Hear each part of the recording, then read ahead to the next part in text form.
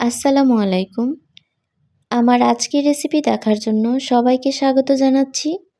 আজ রান্না করে দেখাবো নলেন গুড়ের পায়েস।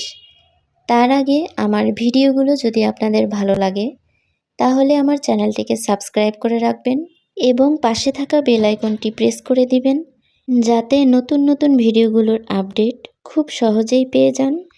চলে যাচ্ছি মূল রেসিপিতে। প্রথমে 1/4 কাপ চিনি গুঁড়া চাল নেব। ভালো করে ধুয়ে 15 থেকে 20 মিনিটের জন্য ভিজিয়ে রাখব। এখানে 1/3 কাপ গুঁড়া দুধ, 1/2 কাপ পানি দিয়ে গুলিয়ে নিব পায়েসে পরবর্তীতে ব্যবহারের জন্য। 1 কাপের মতো খেজুরের গুড় কিছুটা পানিতে জাল দিয়ে ঠান্ডা করে নিয়েছি। কিছু কাঠবাদাম, পেস্তা বাদাম, কাজু বাদাম কুচি করে নিয়েছি। কিছু কিশমিশ নিয়েছি এবং 2টি চেরি কুচি করে নিয়েছি।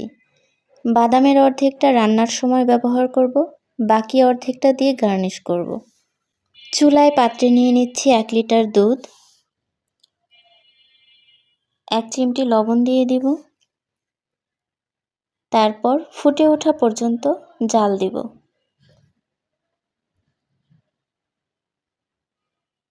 দুধে বলক উঠলে একটি এলাচ ফাটিয়ে দিয়ে দিচ্ছি। তারপর চাল দিয়ে দিব। মিডিয়াম টু লো হিটে চালগুলো সিদ্ধ করে নিব। এখানে 16 থেকে 17 মিনিটেই চালগুলো সিদ্ধ হয়ে গিয়েছে। চালগুলো সিদ্ধ হয়ে যাওয়ার পর চামচ দিয়ে এভাবে একটু থেতো করে দিচ্ছি। ভালো রেজাল্টের জন্য আমি একটি ডাল ঘুটনি দিয়ে কিছুটা ঘুটে দিচ্ছি যাতে চালগুলো আধা ভাঙা হয়ে যায়। চাইলে এই কাজটি নাও করতে পারেন, কিন্তু এভাবে আধা ভাঙা করে দিলে ক্রিমি একটা টেক্সচার আসে এবং খেতে খুব ভালো লাগে। তারপর গুলিয়ে রাখা গুঁড়া দুধ দিয়ে দিব।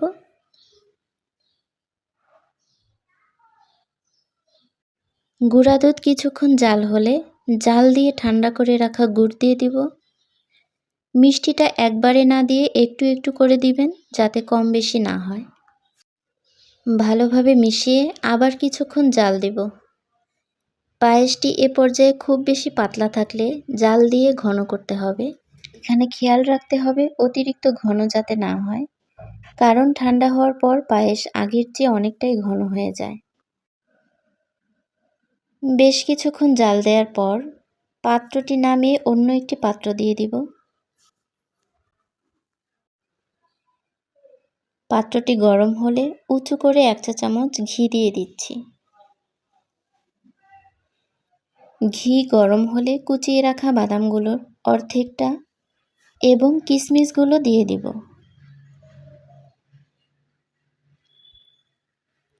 তারপর লো আঁচে ভাজতে থাকব। খেয়াল রাখতে হবে যাতে কিশমিশ এবং বাদাম পুড়ে না যায়। বাদাম এবং কিশমিশগুলো হালকা বাদামি হলে পায়েসের পাত্রে ঢেলে দেব। জাস্ট এই কাজটি করলেই পায়েসের স্বাদ বেড়ে যাবে বহুগুণ। নেড়ে চেড়ে ভালোভাবে মিশিয়ে নেব। এলাচটি তুলে ফেলে দিচ্ছি। পায়েসে খুব বেশি গরম মশলা ব্যবহার করলে পায়েসের যে আলাদা একটা ফ্লেভার থাকে সেটি থাকে না। এই জন্য মাত্র একটি এলাচ ব্যবহার করে শেষে তুলে নিচ্ছি যাতে হালকা একটা ঘ্রাণ থাকে। পায়েসটা প্রায় হয়ে গিয়েছে। এরকম থিকনেস হলে চুলা অফ করে দিব এবং চামচ দিয়ে অনবরত নাড়তে থাকব যাতে উপরে মোটা সর না পড়ে। উপরে মোটা সর পড়লে সরটা মিষ্টি থাকে এবং নিচের পায়েসটা পানসে থাকে। এজন্য একটু ঠান্ডা না হওয়া পর্যন্ত কিছুক্ষণ নাড়তে থাকব।